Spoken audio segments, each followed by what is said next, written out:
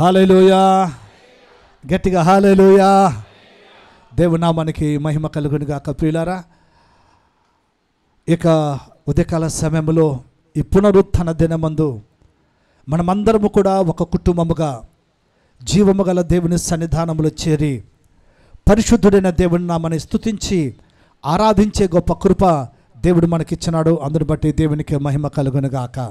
Amen. చెప్పబడిన అద్భుతమైన సాక్ష్యాలను బట్టి కూడా దేవునికి మహిమ. హల్లెలూయా. ఈ సమయంలో మనం దేవుని యొక్క వాక్యాన్ని మనం ధ్యానించుకుందాం. అందరు సిద్ధంగా ఉన్నారా? హల్లెలూయా. మన మధ్యలో దేవుని సేవకులు బ్రదర్ జగదీశ్వరరావు గారు మన మధ్యలో ఉన్నారు. వారు వచ్చి మనకు దేవుని యొక్క వాక్యాన్ని అందిస్తారు. హల్లెలూయా. నిద్రపోయే వాళ్ళు చెప్పండి ఈసారి హల్లెలూయా. దేవుని నామానికి స్తోత్రం కలుగును గాక. ఏదే కాలంలో కింగ్ ఆఫ్ కింగ్స్ సంఘంతో మీ అందరితో కూడా చేరి ప్రభువును ఆరాధించడానికి ప్రభు నాకు ఇచ్చిన కృపను బట్టి నేను మొదటిగా ఆయనకు వందనాలు తెలియజేస్తున్నాను. మరి మీతో చేరి ఈరోజు ఉదయము వాక్య ధ్యానం చేయడానికి కూడా ఆయన ఇచ్చిన కృపను బట్టి ఆయనకు వందనాలు తెలియజేస్తున్నాను. ఇచ్చిన అవకాశాన్ని బట్టి పాస్టర్ గారికి, కుటుంబానికి, పెద్దలకు, మీకందరికీ కూడా ప్రభు అయిన యేసుక్రీస్తు నామంలో వందనాలు తెలియజేస్తున్నాను. వాక్యానికి సిద్ధంగా ఉన్నారా? సిద్ధంగా ఉన్న వాళ్ళు మాత్రం చెప్తారా హల్లెలూయా. హల్లెలూయా. దేవుని నామానికి స్తోత్రం కలుగును గాక. ఈ ఉదయకాలపు ధ్యానం కొరకు అపోస్తలుల కార్యముల నుండి 8వ అధ్యాయము 26వ వచనము నుండి 35వ వచనం వరకు చదువుకుందాం. 26వ వచనం నుండి అపోస్తలుల కార్యములు 8వ అధ్యాయము 26వ వచనం నుండి 35వ వచనం వరకు చదువుకుందాము. మరి బైబిల్ తెచ్చిన వారందరూ తీసి దాంట్లో చూడండి. చదివేవారు దయచేసి ఒకరు చదివి నాకు హెల్ప్ చేయండి.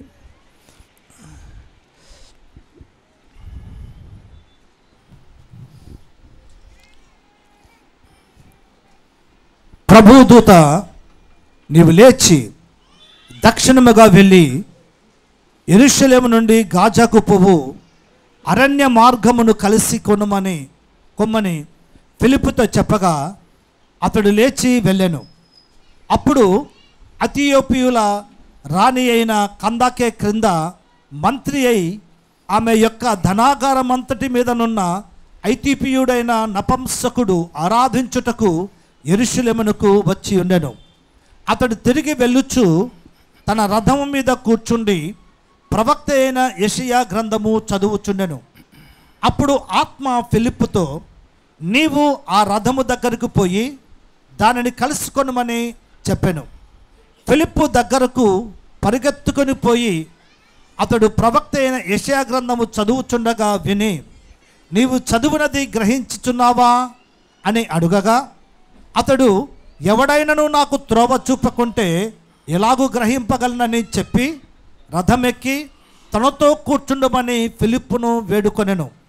అతడు లేఖనమందు చదువుచున్న భాగమేదనగా ఆయన గొర్రెవలే వదకు తేబడను, బొచ్చు కత్తిరించు వాని ఎదుట గొర్రెపిల్ల ఎలాగూ మౌనముగా ఉండునో అలాగే ఆయన నోరు తెరవకుండెను. ఆయన దీనత్వమును బట్టి ఆయనకు న్యాయము విమర్శన దొరకకపోయెను. ఆయన సంతానము ఎవరు వివరింతురు? ఆయన జీవము భూమి మీద నుండి తీసివేయబడినది. అప్పుడు నపంసకుడు ప్రవక్త ఎవను గూర్చి ఇలాగూ చెప్పుచున్నాడు? తన్ను గూర్చియా వేరొకను గూర్చియా?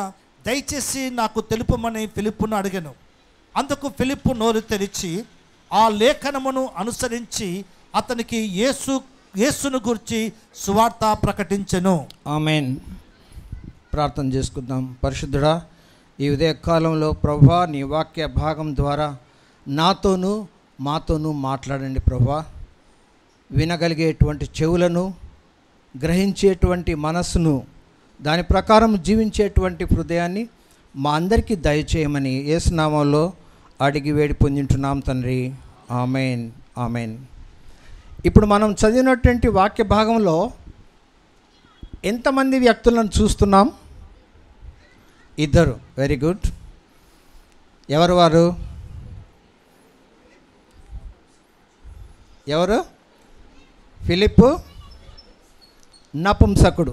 వెరీ గుడ్, అందరూ వాక్యాన్ని విన్నారు, చాలా సంతోషం. ఫిలిప్పు మరియు నపుంసకుడు ఇద్దరిని చూస్తున్నాం ఈ వాక్య భాగంలో. ప్రభుదూత ఫిలిప్పు అంటే యేసు ప్రభుకున్నటువంటి 12 మంది శిష్యులలో ఒక శిష్యుడు కాడు. ఆయన ఫిలిప్పు అపొస్తలుల కార్యము మరి 7వ అధ్యాయంలో సంఘాన్ని మరి దాని పరిపాలన చూడడానికి ఎన్నుకోబడినటువంటి 7 మంది ఆత్మభరితులైన వ్యక్తులలో ఒకడు ఫిలిప్పు. హల్లెలూయా. ప్రభుదూత ఆ ఫిలిప్కు ఏమని చెప్తున్నాడు? ఆ సమయంలో ఫిలిప్ ఎక్కడున్నాడో మనకు తెలీదు. నీవు లేచి దక్షిణంగా వెళ్ళి యెరూషలేము నుండి గాజాకు పోవు అరణ్య మార్గమును కలుసుకో అని ఫిలిప్తో చెప్పగా అతడు లేచి వెళ్ళాను. గాజా, ఈ పేరు విన్నారు కదా. బహుశా ఈ రోజుల్లో గాజా అనే పేరు వినని వాళ్ళు లేరనుకుంటా. ఎవరైనా ఉన్నారా ఇక్కడ? ఎవరు విన్నట్లా లేదు. గాజాలో ఇప్పుడు యుద్ధం జరుగుతూ ఉంది, తెలుసు కదా. ఇశ్రాయేలీలకు హామాలకు, యెరూషలేం పాలస్తీనా దేశంలో. ఓకే, ఆ ప్రాంతానికి వెళ్ళమని ఫిలిప్పుకు ప్రభుదూత చెప్పినప్పుడు ఫిలిప్పు లేచి వెళ్ళిపోయాడు. ఎందుకు అని అడగలేదు, వెళ్ళిపోయాడు. ఆ సమయంలో అక్కడ ఎవరిని చూస్తున్నాము? ఒక రథం వెళ్తూ ఉన్నది. ఆ రథం మీద ఎవరున్నారు? ఆ రథంలో ఒక ఆయన ప్రయాణం చేస్తున్నాడు. ఎవరైనా? నపుంసకుడు, ఇథియోపియా దేశపు రాణి కింద ధనాగారం అంతటి మీద మంత్రి అయి ఉన్నటువంటి ఒక వ్యక్తి, చాలా పెద్ద వ్యక్తి. ఎవరైనా? చాలా పెద్ద వ్యక్తి. ఆయనకు ఒక టైటిల్ ఇద్దాం. ఇప్పుడు బహుశా ఈరోజు ఆయనకు ఒక టైటిల్ ఇవ్వాలంటే ఆయనకి ఏమని టైటిల్ ఇద్దాము? మంత్రి అని చెప్పాను కదా. ఏ మంత్రి ఆయన? ఫైనాన్స్, మొత్తం ఫైనాన్స్, ఇథియోపియా దేశ ఫైనాన్స్ అంతా చూసుకుంటున్నాడు. ఆర్థిక మంత్రి. హల్లెలూయా. ఈ నపుంసకుడు ఎవరండి? ఆర్థిక మంత్రి, ఫైనాన్స్ మినిస్టర్. ఈరోజు మన భారతదేశానికి ఫైనాన్స్ మినిస్టర్ ఎవరున్నారు? ఎవరున్నారమ్మా? నిర్మలా సీతారామన్. ఓకే, ఆ రోజు మొదటి శతాబ్దంలో ఎవరా ఫైనాన్స్ మినిస్టర్ ఇథియోపియా దేశానికి? ఒక నపుంసకుడు. పేరు ఇవ్వలేదు, పేరు రాయబడలేదు, అంతే. నపుంసకుడు. ఏం చేస్తున్నాడు ఆయన? యెరూషలేముకు వెళ్ళాడు. యెరూషలేంకి ఎందుకు వెళ్ళాడు?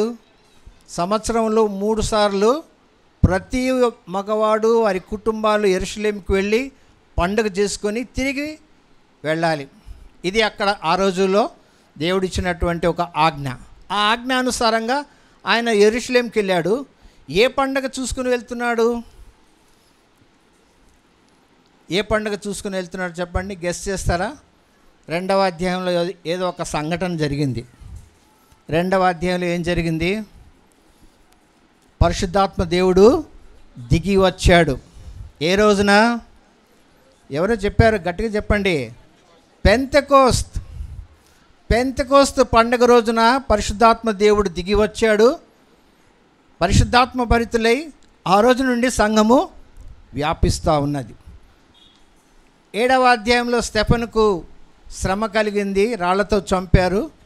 సంఘము విస్తరించిపోతూ ఉంది. ఈ ఐథియోపియుడైనటువంటి నపుంసకుడు అనేది వద్దు, మనం ఏమని పిలుద్దాం ఆయన్ని? Finance minister. ఓకే, ఇప్పటి నుంచి ఆయన పేరు ఫైనాన్స్ మినిస్టరే. ఈ ఫైనాన్స్ మినిస్టర్ ఏం చేశాడు? యెరూషలేంకి వెళ్ళాడు. ఏం చేశాడు? అక్కడికి వెళ్ళి దేవుణ్ణి ఆరాధించుకొని తిరిగి తన దేశానికి వెళ్తున్నాడు. ఓకే, మీరు మ్యాప్ కానీ గమనిస్తే మీకు అర్థమవుతుంది. యెరూషలేం నుండి కిందికి వెళ్ళాలి ఆఫ్రికా దేశానికి, చాలా దూరమైనటువంటి ప్రయాణం. ఒక ప్రశ్న, ఒకవేళ మనం అటువంటి పరిస్థితిలో అటువంటి స్థానంలో ఉండి, మంచి ఫైనాన్స్ మినిస్టర్, ఆయన దేని మీద ప్రయాణం చేస్తున్నాడు? రథం మీద. ఆ రోజుల్లో రథం అంటే పెద్ద హోదా, బెంజ్ కారు ఉన్నట్ల ఈ రోజుల్లో.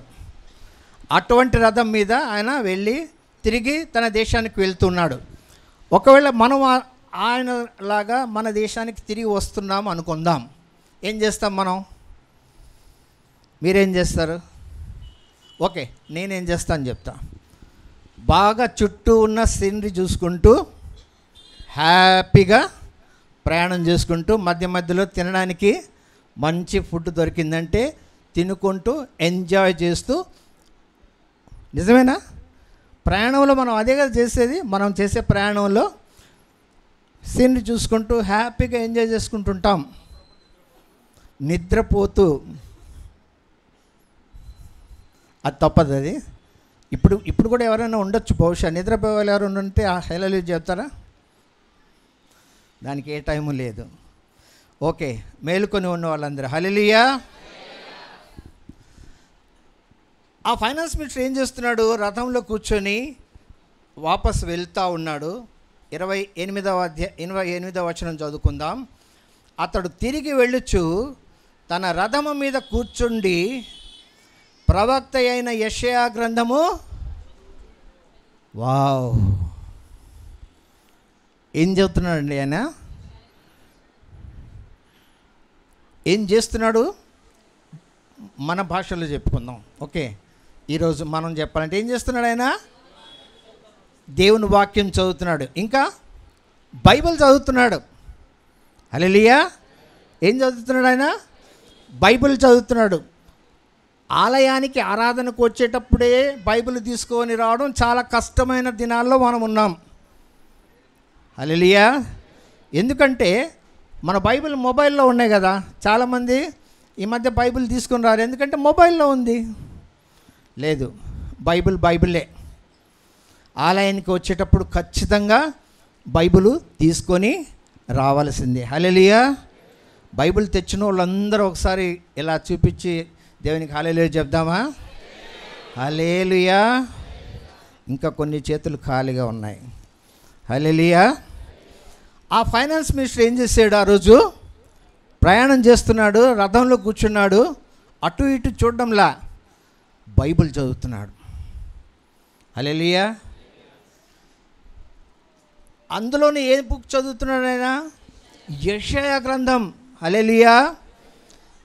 హానెస్ట్గా మనం ఈరోజు ఒక ప్రశ్న వేసుకొని మనం జవాబు చెప్పుకుందాం.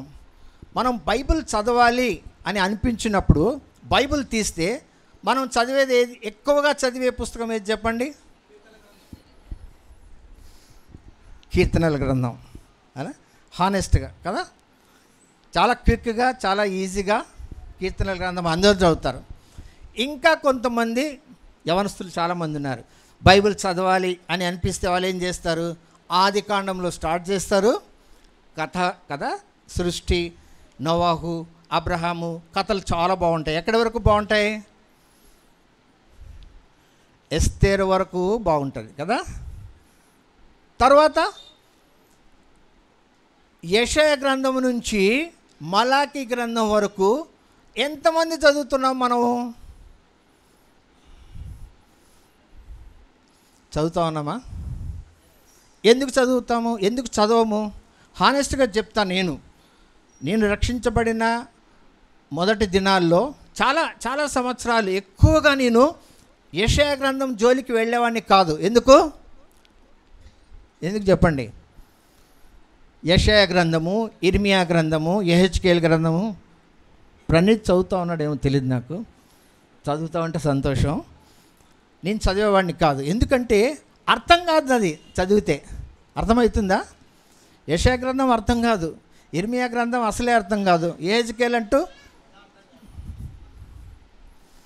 ప్రవక్తల గ్రంథాలు ఎవరు చదవరు. మధ్యలో కథలు ఉండేటువంటి పుస్తకం ఏది? దానియేలు గ్రంథం. దానియేలులో కూడా 12 అధ్యాయాలు ఉంటే 6 అధ్యాయాలు మాత్రమే అందరూ చదువుతాం. ఎందుకు? సండే స్కూల్ కథలు ఉన్నాయి కదా దాంట్లో. 7వ అధ్యాయం నుంచి ఎవరు చదవం. హల్లెలూయా. కానీ ఆ రోజు ఆ ఫైనాన్స్ మినిస్టర్ ఏం చదువుతున్నాడు? యెషయా గ్రంథం చదువుతున్నాడు. కానీ ఆయనకు అర్థమవుతా ఉన్నదా? ఈరోజు మన ఈ సందేశానికి ఒక టైటిల్ ఇవ్వదలుచుకున్నాం. ఏంటి ఆ title? Jesus the word, Jesus in the world. యేసే వాక్యము, వాక్యములో ఉన్న యేసు. హల్లెలూయా చెప్దామా? వాక్యమై ఉన్న యేసు, వాక్యములో Yesu. Jesus the word, Jesus in the word. Yeshaya గ్రంథాన్ని ఆయన ఎందుకు చదువుతున్నాడు? తెలుసుకోవాలని చదువుతున్నాడు.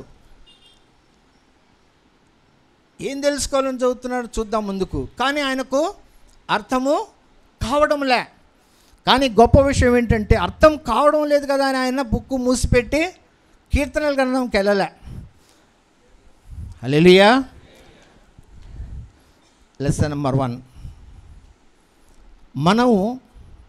మనకు తీరిక సమయం దొరికింది అంటే ఎంతమంది ముందు బైబిల్ తీసుకొని చదువుతున్నాం? చేతులు ఎత్తద్దండి. ఈ ప్రశ్న మనమే వేసుకుందాం. తీరిక సమయము, కొంచెం లీజర్, ఏ పని లేదు, సమయం దొరికింది అంటే ఎంతమంది బైబిల్ మన చేతిలో తీసుకొని చదవటానికి కూర్చుంటాం? అందులోనూ ప్రవక్తల గ్రంథాన్ని ఎంతమంది చదువుతున్నాం? చాలామంది యవనస్తులు కనిపిస్తున్నారు ఇక్కడ. నాకు చాలా సంతోషంగా ఉంది. యవనస్తులు, middle aged people, senior citizens తక్కువగా కనిపిస్తున్నారు. ఈ రోజున నేను మీకు ఒక సవాలు వేయాలని ఇష్టపడుతున్నాను.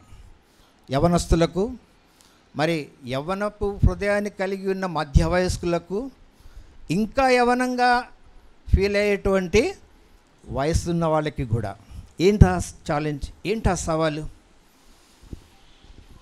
బైబిల్ చదువుదాం. తీరిక సమయం మనకు టైం దొరికింది అంటే బైబిల్ చదువుదాం. ప్రియమైన వారులారా, అర్థం కావడం లేదు అయినా చదువుదాం. ఆ రోజు ఆ ఫైనాన్స్ మినిస్టర్కి అర్థం కావడం లేదు అయినా చదువుతున్నాడు. చదువుతూ ఉంటే ఆయనకు తెలియకుండా ఒక కార్యం జరిగింది. ఏం జరిగింది? ప్రభువు దూత ఎక్కడో ఉన్న ఫిలిప్కి చెప్పాడు, నువ్వు లేచి పరిగెత్తుకొని వెళ్ళు. అరణ్య మార్గంకి వెళ్ళాడు. అక్కడ నీకు ఒక రథం కనిపిస్తుంది కదా, పరిగెత్తు దాని వెనక్కి అన్నాడు. ఫిలిప్పు మారు మాట్లాడకుండా పరిగెత్తాడు. పరిగెత్తి రథాన్ని అందుకున్నాడు. రథం పక్కలో వెళ్తూ ఉన్నాడు. రథము ప్రయాణం చేస్తున్నది. అక్కడ ఆ రథంలో చదువుదాము 30వ వచనము. ఫిలిప్పు దగ్గరకు పరిగెత్తుకొని పోయి ప్రవక్త అయిన యెషయా గ్రంథము చదువుచుండగా విని. ఫైనాన్స్ మినిస్టర్ యెషయా గ్రంథాన్ని ఎలా చదువుతున్నాడండి? ఎలా చదువుతున్నాడో చెప్పండి. గట్టిగా చదువుతున్నాడు. ఆయన రథం మీద కూర్చొని చదువుతున్నాడు. పక్కలో పరిగెడుతున్న ఫిలిప్పుకు వినపడుతుంది. హల్లెలూయా. హానెస్ట్గా మనం ప్రశ్నించుకుందాం. ఎంతమంది బైబిల్ చదివేటప్పుడు ఇంట్లో బిగ్గరగా చదువుతామండి? హల్లెలూయా. చదవము కదా, మనసులోనే చదువుకుంటాం. ఎందుకంటే నేను రక్షణ పొందిన ప్రాథమిక రోజుల్లో, ఇప్పుడు కూడా నేను ఎందుకు ఆ మాట చెప్తున్నానంటే యవనస్తులకు ఒక సవాల్ ఇవ్వడానికి. ఉదయాన్నే లేచి, మా నాన్న ఉదయాన్నే లేపేవాడు మమ్మల్ని. ఎన్ని గంటలకు లేపేవాడు తెలుసా? 4 గంటలకు. 4 గంటల తర్వాత మేము పడక మీద ఉండటానికి లేదు. ఎలా లేపేవాడు? ఒకసారి పిలుస్తాడు, రెస్పాన్స్ చేయలేదంటే రెండోసారి ఏం చేస్తాడు?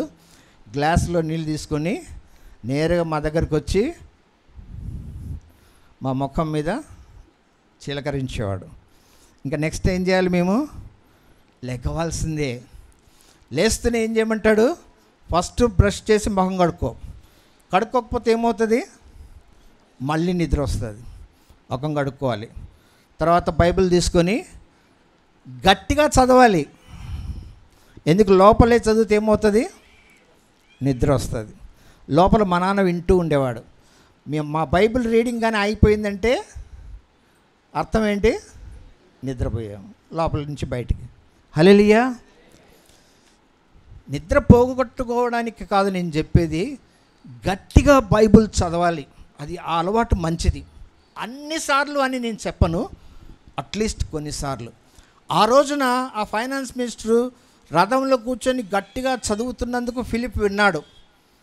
ఆయన ఎక్కడ చదువుతున్నాడో ఫిలిప్కి అర్థమైపోయింది. చూడండి బ్యాక్గ్రౌండ్, అర్థం కాకపోయినా అతను చదువుతున్నాడు కాబట్టి దేవుడు ఏం చేస్తున్నాడు, ఇప్పుడు అతనికి అర్థం చేయడానికి ఏం చేస్తున్నాడు, ఫిలిప్ను పంపించాడు. హల్లెలూయా, హల్లెలూయా. అర్థం కావడం లేదు కదా అని చదవటం మానొద్దండి. ఎందుకంటే మనకు తెలియని రీతిగా ఆ భాగాన్ని మనకు అర్థం చేయడానికి దేవుడు తన ఆత్మ ద్వారా ఎప్పుడూ కార్యం చేసేవాడుగా ఉన్నాడు. హల్లెలూయా, హల్లెలూయా. ఇది నా అనుభవము. ఎవరో ఒకరు వచ్చి కాదు, ఏదో ఒక వర్తమానం ద్వారా లేదా ఏదో ఒక పుస్తకం ద్వారా దేవుడు ఏ భాగం అయితే అర్థం కావడం లేదో ఆ భాగానికి అర్థం చేయడానికి దేవుడు కార్యం జరిగిస్తాడు. హల్లెలూయా. ఎందుకు తెలుసా, మన దేవుని గురించి ఒక మాట ఉన్నది. కీర్తనల గ్రంథం 107వ అధ్యాయము 9వ వచనం చదువుకుందామా. 107వ కీర్తనల గ్రంథము 9వ వచనం. ఏలయనగా ఆశగల ప్రాణమును ఆయన తృప్తిపరచి ఉన్నాడు, ఆకలి గొనిన వారి ప్రాణమును మేలుతో నింపి ఉన్నాడు. హల్లెలూయా, హల్లెలూయా. మన దేవుడు మన హృదయంలో ఏం చూస్తాడు, ఆశ. వాక్యాన్ని నేను తెలుసుకోవాలి అనేటువంటి ఆశ, ఆకలి, కోరిక, అది ఎవరు చూస్తారు, దేవుడు చూస్తాడు. హల్లెలూయా. ఆయన తప్పకుండా ఆ భాగం మనకు అర్థమయ్యేలాగున చేస్తాడు. ఇది నా అనుభవం. 52 సంవత్సరాల బైబిల్ పఠన అనుభవంలో ఆ రోజు నేను తెలుసుకోలేనటువంటి ఎన్నో సంగతులను ఈరోజు దేవుడు తెలియపరిచాడు. కానీ ఇంకా చాలా ఉంది. ఈరోజు కూడా చదువుతుంటే ప్రతిరోజు బైబిల్ కొత్తదే. హల్లెలూయా. బైబిల్లో ఉన్న సత్యాలు కొత్తవే. బైబిల్ చదివేటప్పుడు మనం ఎందుకొరకు చదవాలి బైబిల్ను? బైబిల్లో ఒక వ్యక్తిని చూడడానికి. బైబిల్ ఆదికాండము 1వ అధ్యాయం నుండి ప్రకటన గ్రంథము చివరి అధ్యాయము చివరి వచనం వరకు బైబిల్లో మనకు కనిపించే ఒకే వ్యక్తి ఎవరు తెలుసా? ఎవరు? యేసుక్రీస్తు. హల్లెలూయా. యేసు ప్రభువుల వారిని మనం బైబిల్లో చూస్తాం. ఈ యేసు ప్రభువుల వారు మనకు ఎంత ఎక్కువగా తెలుసు, ఇది ప్రశ్న. ఎవరు యేసు ప్రభువు? ఎవరండి యేసు ప్రభువు? రక్షకుడు. ఇంకా అంతేనా? రక్షకుడు మాత్రమేనా? పాపములు క్షమించేవాడు రక్షకుడు. ఇంకా ప్రభువు, పరిశుద్ధుడు. ఇంకా ఎవరు? తూర్పు దేశపు జ్ఞానులు జన్మించినటువంటి బాలుడైనటువంటి యేసు ప్రభువును వెతుక్కుంటూ యెరూషలేంకి వచ్చారు. ఏ ప్రశ్న వేస్తూ వచ్చారు చెప్పండి? యూదుల రాజుగా పుట్టినవాడు ఎక్కడా? యేసు ప్రభు ఎవరండి? రాజులకు రాజు. తెలుసా? ఆయన రాజులకు రాజు, మనము రాజులము. హల్లెలూయా. ధైర్యంగా చెప్పండి, మనం ఎవరు? రాజులము. యేసు ప్రభుల వారికి క్రీస్తు అని మనం చదువుతాం. మన తెలుగు ట్రాన్స్లేషన్లో, ఇంగ్లీష్లో క్రైస్ట్ అంటే ఏంటి? క్రీస్తు అనబడిన మాటకు అర్థం ఏంటి? ఏంటంటే అర్థము?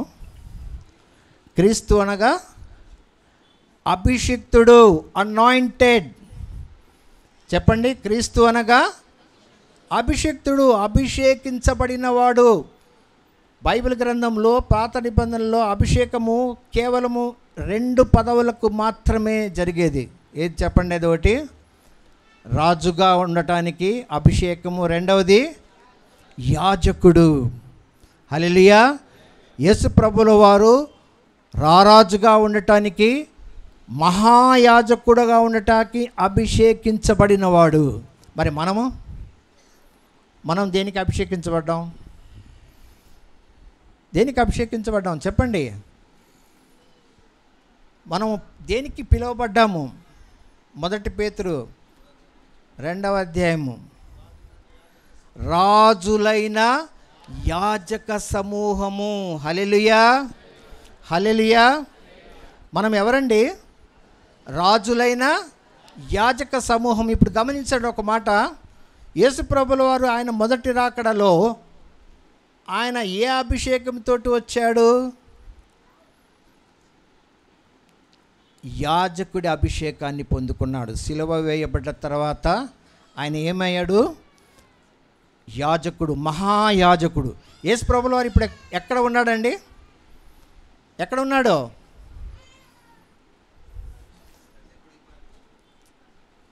తండ్రి కుడిపార్శ్వంలో ఏం చేస్తున్నాడు? మనందరి కొరకు విజ్ఞాపన చేస్తున్నాడు. హల్లెలూయా. మర్చిపోవద్దండి, దేవుని వాక్యము మరీ సెలవిస్తున్నది. రోమాపత్రిక 8వ అధ్యాయంలో చదువుతాము. ఆయన తండ్రి కుడిపార్శ్వంలో కూర్చొని నా కొరకు, నీ కొరకు, మనందరి కొరకు ప్రార్థన చేస్తున్నాడు. కాబట్టే ఈరోజు మనం ఎక్కడున్నామండి? ఇక్కడ ఉన్నాం. హల్లెలూయా. ఆయన రక్తం చేత విమోచించబడిన మనము లోకంలో చెదరిపోకుండా ఎక్కడున్నామండి? ఇక్కడ ఆయన సన్నిధిలో. ఎందుకు? ఆయన ప్రార్థన చేస్తున్నాడు. హల్లెలూయా. మనకేమిచ్చాడు పని? మనకు కూడా ప్రార్థన చేసే ఒక అభిషేకం ఇచ్చాడు. ఏది? మనము కూడా యాజకులమే. అయితే రాజుగా యేసు ప్రభువుల వారి అభిషేకం జరిగిందా? ఇంకా లేదు. ఎప్పుడు జరుగుతుంది అది? ఆయన రెండవసారి వచ్చినప్పుడు రారాజుగా అభిషేకించబడతాడు. అప్పుడు మనమందరం ఏమవుతాం? రాజులుగా అభిషేకించబడతాం. హల్లెలూయా. చప్పట్లు కొట్టి దేవునికి స్తోత్రం చెల్లిద్దాం. అయితే ఆ రారాజును, ఆ యేసు ప్రభువును మనము వాక్యములో తెలుసుకుంటున్నామా? ఇది ప్రశ్న. మొదటిసారి యేసు ప్రభు వచ్చినప్పుడు ఆయన అభిషేకించబడిన యేసు ప్రభు అని ఎంతమంది తెలుసుకున్నారు చెప్పండి?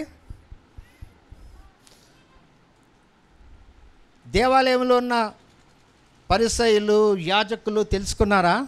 ఎవ్వరూ తెలుసుకోలే. అక్కడ ఒకరు చెప్తారా? ఎవరెవరు తెలుసుకున్నారు? యేసు ప్రభు తనను తాను బయలుపరుచుకున్నాడు. నేనే ఆయన. ఎవరికి చెప్పాడండి? ఎవరికి చెప్పుకున్నాడు? శిష్యులకు, ఇంకా సమరయ స్త్రీకి, అక్కడ ఒకరికి. ఓకే, యేసు ప్రభువుల వారు చనిపోయారు, సిలువ వేయబడ్డారు, తిరిగి పునరుత్థానుడై తండ్రి కుడిపార్శ్వంకి వెళ్ళిపోయాడు. ఆ సమయంలో ఆయనే యేసు ప్రభువు అభిషేకించబడినవాడని ఎంతమంది నమ్మారు? ఎంతమంది? మేడగదిలో ఎంతమంది ఉన్నారండి?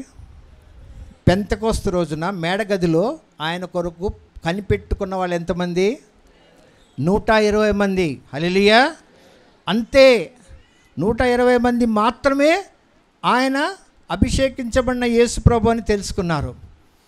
అది జరిగింది 1వ శతాబ్దం. ఇప్పుడు మనం ఉండేది 21వ శతాబ్దం. హల్లెలూయా. 21వ శతాబ్దంలో మనం ఉన్నాము. యేసు ప్రభువుల వారు తిరిగి రాబోతున్నారు. ఎంతమంది నమ్ముతారు? చాలా దగ్గరలో ఉన్నాడు కదా. యేసు ప్రభువు రాకడ చాలా దగ్గరలో ఉంది. కానీ భయం కలిగించే ఒక విషయాన్ని చెప్తాను. భయపడవద్దండి. ఆయన వచ్చినప్పుడు ఆయన యేసు ప్రభు అని తెలుసుకోలేకుండా తప్పిపోయేటువంటి స్థితిలో ఈరోజు సంఘం ఉన్నది. ఎందుకు అని చెప్తాను. అదే పేరులో ఇంకొక ఆయన కూడా వస్తున్నాడు. తెలుసా? ఎవరు వస్తున్నారండి?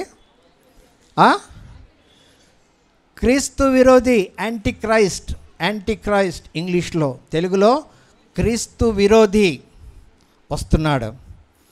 కానీ ఆయన వచ్చినప్పుడు విచారకరమైన సంగతి ఏంటంటే, సంఘంలో చాలామంది ఆయన కొరకు ఎదురు చూస్తున్నారు, అసలైన క్రీస్తు కొరకు ఎదురు చూడడంలా. ఎందుకు తెలుసా? విషయం అంతే.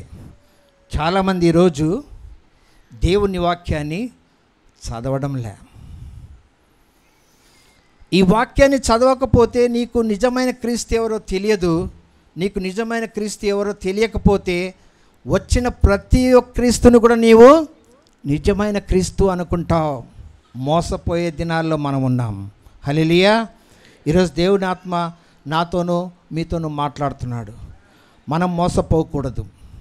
హల్లెలూయా. మోసపోకూడదు అంటే ఏం చేయాలి? వాక్యం చదవాలి. వాక్యం ఎలా చదవాలి? 1 పేతురు 2వ అధ్యాయంలో 1, 2, 3 వచనాలు చదువుకున్నామా? వాక్యాన్ని మనం ఎలా చదవాలి, ఎలా ఆశించాలి చూద్దాం. అక్కడ 1 పేతురు 2వ అధ్యాయము మొదటి 3 వచనాలు చదువుకుందామా? ప్రభువు దయాళుడని మీరు రుచి చూచి ఉన్న ఎడలే, గమనించండి, సమస్తమైన దుష్టత్వమును, సమస్తమైన కపటము, వేషధారణ, అసూయను, సమస్త దూషణ మాటలను మాని కొత్తగా జన్మించిన శిశువులను పోలిన వారై నిర్మలమైన వాక్యమును పాలవలన రక్షణలో ఎదుగు నిమిత్తము ఆ పాలను అపేక్షించుడి. హల్లెలూయా. పేతురు ఏమంటున్నాడండి? పాలను అపేక్షించుడి. ఏ పాలు? వాక్యమనే పాలు. చిన్న బిడ్డలు, పుట్టిన బిడ్డలకి ఏ ఆహారం ఇస్తారండి? పాలు. ఎన్నిసార్లు ఇస్తారు? నోరు తెరిచినప్పుడంతా ఇస్తారు, అంతే కదా? పుట్టిన బిడ్డ 6 నెలల వరకు లేదా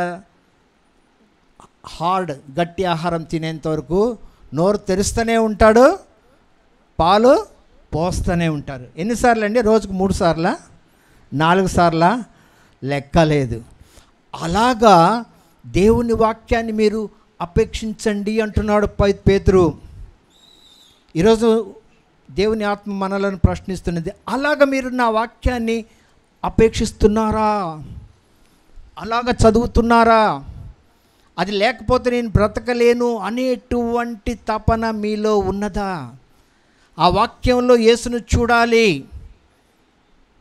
ఆ తపన, ఆ ఆశ మనలో ఉన్నదా? నేను మొన్న మధ్య ఒక యవనస్తుని దగ్గర మాట్లాడుతున్నాను. నేను ఆ అబ్బాయిని అడిగాను, బాబు బైబిల్ని నువ్వు రోజుకు ఎన్నిసార్లు చదువుతావు అని అడిగా. ఆ అబ్బాయి అన్నాడు, అంకుల్ పొద్దున్న లేచినాక ప్రేయర్ చేసుకుంటాను అంకుల్ అన్నాడు. ఓకే, మంచిది బాబు. వాక్యం ప్రేయర్ చేసుకునేటప్పుడు వాక్యాన్ని కొంచెం చదువుకుంటాను అంకుల్. చాలా సంతోషం. తర్వాత అంతే అంకుల్. అంతేనా? అంతే. మరి ఇంకా మళ్ళీ అసలు ఆ రోజంతా లేదు అంకుల్. బాబు నువ్వు నీ శరీర బలానికి, పౌష్టికానికి ఆహారం ఎన్నిసార్లు తింటావు అని అడిగా. అంకుల్ పొద్దున్న బ్రేక్ఫాస్ట్ తింటా, తర్వాత మధ్యాహ్నం లంచ్ తింటా, మరి రాత్రి డిన్నర్. నీ దేహానికి నువ్వు 3 సార్లు తింటున్నావు, నీ ఆత్మకు ఎన్నిసార్లు తింటున్నావు? ఒక్కసారే. బ్రతుకుతావా బాబు? బ్రతకవు, చచ్చిపోతావు. ఆత్మలో చచ్చిపోతాం. హల్లెలూయా. ఎన్నిసార్లు మనం చదువుతున్నాం? మనల్ని మనం ప్రశ్నించుకుందాం. నిజంగా ఆ పాలు కానీ లేకపోతే మనం బ్రతకలేము. ఈరోజు దేవుని ఆత్మ ఒక సవాల్ ఇస్తున్నాడు. ఒకవేళ మనం దేవుని వాక్యాన్ని కానీ నెగ్లెక్ట్ చేసి ఉండింటే ఈరోజు ఆ సవాల్ తీసుకుందాం. ఎన్నిసార్లు చదువుతాం రోజుకు? కనీసం ఎన్నిసార్లు? 3 సార్లు కనీసం. తీరిక ఉన్నప్పుడల్లా ఆ ఫైనాన్స్ మినిస్టర్ లాగా చదివితే దేవుడు తనను తాను బయలుపరుచుకుంటాడు. ఫిలిప్ ఏం చేశాడు? నువ్వు చదువుతున్నది అర్థమైందా అని అడిగాడు. ఆయన ఏమన్నాడు? నాకు ఎవరైనా చెప్పకపోతే నాకే అర్థమవుతుంది, ఎవరి గురించి అని నాకు అర్థం కావట్లేదంటే అప్పుడు ఏం చెప్పాడు? ఎవరి గురించి చెప్పాడు? యేసుని గురించి. యేసుని గురించి ఎక్కడి నుంచి చెప్పాడండి? వాక్యము నుండి.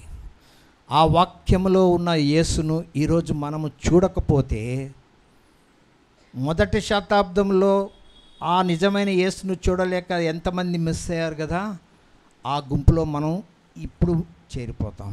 హల్లెలూయా. వద్దు, ఆ స్థితి మనకొద్దు. హల్లెలూయా. దేవుని వాక్యానికి ఇవ్వవలసిన ప్రాధాన్యత. ఆ రోజున ఆ ఫైనాన్స్ మినిస్టర్ హృదయాన్ని దేవుడు చూశాడు, ఫిలిప్ను పంపించాడు. ఈరోజు మన హృదయంలో ఆ వాక్యానికి ఉండే ఆశను చూస్తాడు, మనతో మాట్లాడతాడు. ఎవరి ద్వారా? పరిశుద్ధాత్మ ద్వారా. పరిశుద్ధాత్మ ఎవరి నుంచి మాట్లాడుతుంది? వాక్యము నుండి. హల్లెలూయా, హల్లెలూయా.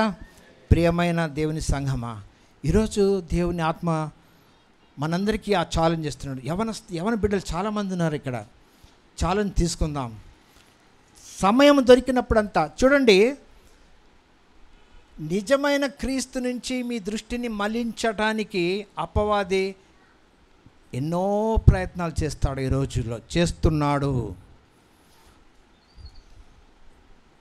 WhatsApp, Facebook, Instagram, Telegram, social media, వీటిల్లో ఈనాటి తరము గడుపుతున్నంత సమయాన్ని ఒకవేళ దేవుని వాక్యం చదవటంలో గడిపితే మనం అందరం కూడా ఆ నిజమైన యేసుని తెలుసుకుంటాం.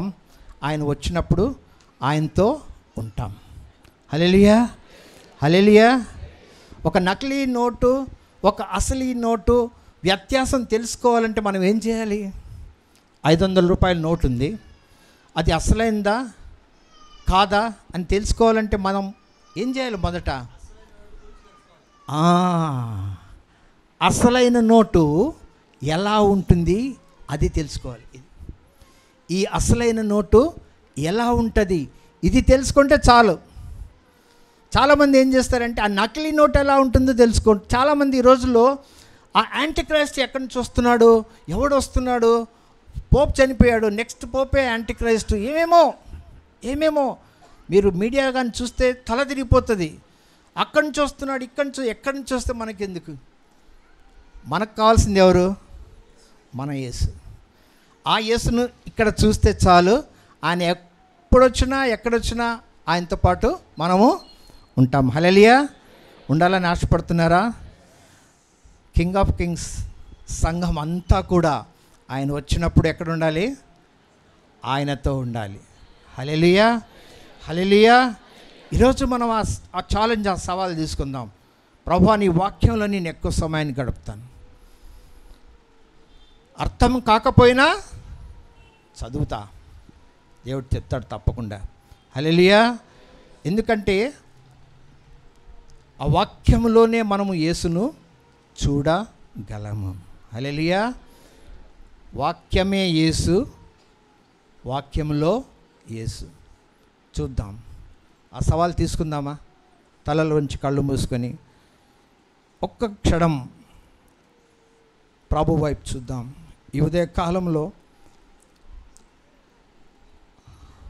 ఆ ఇథియోపియా దేశానికి ఫైనాన్స్ మినిస్టర్గా ఉన్న నపుంసకుడి ద్వారా దేవుడు మనతో మాట్లాడుతున్నాడు. ప్రయాణం చేస్తూ యెషయా గ్రంథాన్ని చదువుతున్నాడు. అర్థము కాకపోయినా యెషయా గ్రంథాన్ని చదువుతున్నాడు. గట్టిగా యెషయా గ్రంథాన్ని చదువుతున్నాడు. ఫిలిప్ను పంపించాడు దేవుడు. వాక్యంలో యేసు ప్రభువుని చూపించాడు. ఈరోజు మనము, ప్రభువా, నీ వాక్యంలో నేను నిన్ను చూడాలి, నువ్వు వస్తున్నావు, వచ్చినప్పుడు నేను పట్టగలగాలి, నీతో నేను ఉండాలి. నీ వాక్యంలో నీవు బయలుపరుచుకో ప్రభువా.